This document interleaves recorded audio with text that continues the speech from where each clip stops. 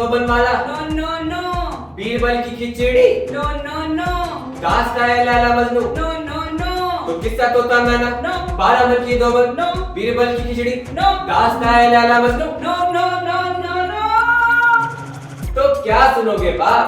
हाँ हाँ, थोड़ा थोड़ा मीठा हो, थोड़ा थोड़ा प्यारा हो, थोड़ा थोड़ा मीठा हो, थोड़ा थोड़ा प्यारा हो, दुनिया का हो मगर दुनिया से न्यारा हो, थोड़ी सी हो गुदगुदी, थोड़ा सा हो चटपटा, थोड़े थोड़े आंसू हो पर ज्यादा ना हो अटपटा, वैसा वाला किस्सा अगर सुनाओ तब तो याद रखे तुमको जानी। ओ नहीं यार, क्यों क्यों?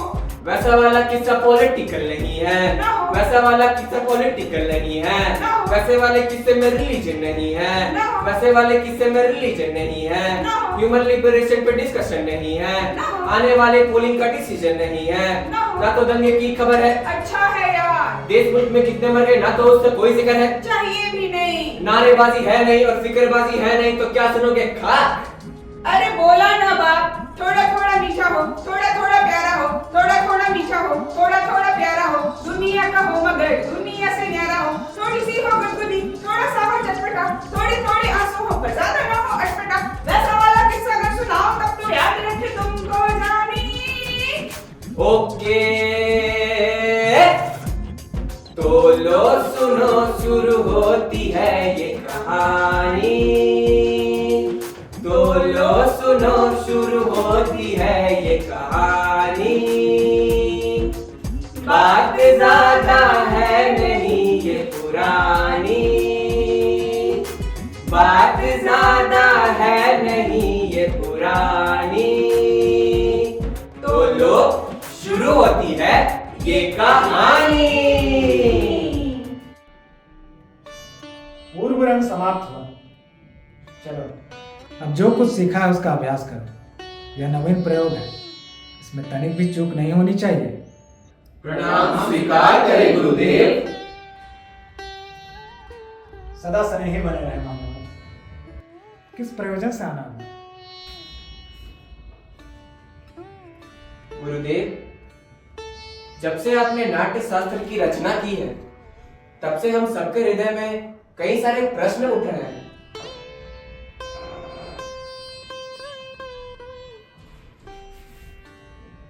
हम उन्हीं के उत्तर के लिए आपके पास आए हैं गुरुदेव। पूछें, संकोच ना करें। गुरुदेव, नाट्य कला की उत्पत्ति कैसे हुई? इसका उद्देश्य क्या है? आपने बहुत अच्छा प्रश्न किया। यह प्रश्न न केवल नाटक को बल्कि जीवन को, सार को समझने का माध्यम है। जब त्रेता युग में मनुष्य लोभ और काम से वशीभूत होकर अधर्म और संघर्ष के रास्ते पर चल पड़ा था, तो इंद्र ने ब्रह्मा जी से प्रार्थना की कि ऐसा कोई साधन हो जिसमें देखना और सुनना एक साथ हो, जिससे मनुष्य वापस धर्म, अर्थ और मोक्ष के रास्ते पर लौट सके।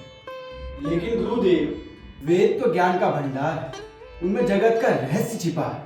वेद अपने आप में इस उद्देश्य की पूर्ति के लिए पर्याप्त था, फिर ये नया वेद क्यों? हाँ गुरुदेव, फिर ये नया वेद क्यों? इसलिए कि समस्त जन सुलभ हो, सामान्य जन नाटक के माध्यम से शिक्षा के मार्ग पर, धर्म के मार्ग पर लौट सके। ब्रह्मा जी ने चारों वेदों के तत्वों को मिलाकर नाट्य की रचना की। चारों वेदों के तत्व वे क्या है गुरुदेव? हाँ गुरुदेव, ये क्या है? नाटक में जो पाठ सुन रहे हैं आप, ब्रह्मा जी ने इसे ऋग्वेद से लिया है। ऋग्वेद। इस सुंदर गान का आधार सामवेद है। सामवेद। यजुर्वेद से अभिनय यजुर्वेद। और अथर्ववेद से रस लिया गया है। अथर्ववेद। चारों वेदों के अंगों को मिलाकर नाट्य शास्त्र की उत्पत्ति हुई। नाट्य शास्त्र। गुरुदेव, तो क्या ये नाटक केवल देवताओं के लिए बनाया गया है? नहीं, यही प्रश्न दानवों ने ब्रह्मा जी के सामने रखा। तब ब्रह्मा जी ने उत्तर दिया कि नाट्य शास्त्र तो सभी के लिए है। यह देवताओं, दानवों और मनुष्य के समस्त शुभ अशुभ कर्मों को दिखाने वाला है। नाटक से तो दुख, थकान और शोक से पीड़ित लोगों को आराम मिलता है। नाटक में सभी भाव, सभी रस, सभी कर्म और सभी शिल्पों का समावेश है। ऐसा कोई कर्म नहीं जो नाट्य में ना दिख सके। अद्भुत, समस्त सृष्टि का समावेश, लौकिक और अलौकिक भी, सारे प्राणियों के भावों की प्रतिनिधि कला। हाँ मान्यवर, नाटक को हम सभी कलाओं का उद्गम कह सकते हैं, या फिर कह सकते हैं सभी कलाओं का संगम। गुरुदेव, नाट्य कला तो अद्भुत कला है। ये उतना ही जरूरी है जितना जीवित रहने के लिए सांस लेना। लेकिन हमारा समाज इसे गंभीरता से क्यों नहीं लेता? कला कर्म को जरूरी क्यों नहीं समझा जाता? हाँ गुरुदेव, जरूरी क्यों नहीं समझा जाता?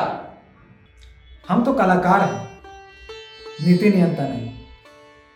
कला कर्म करना हमारा धर्म है।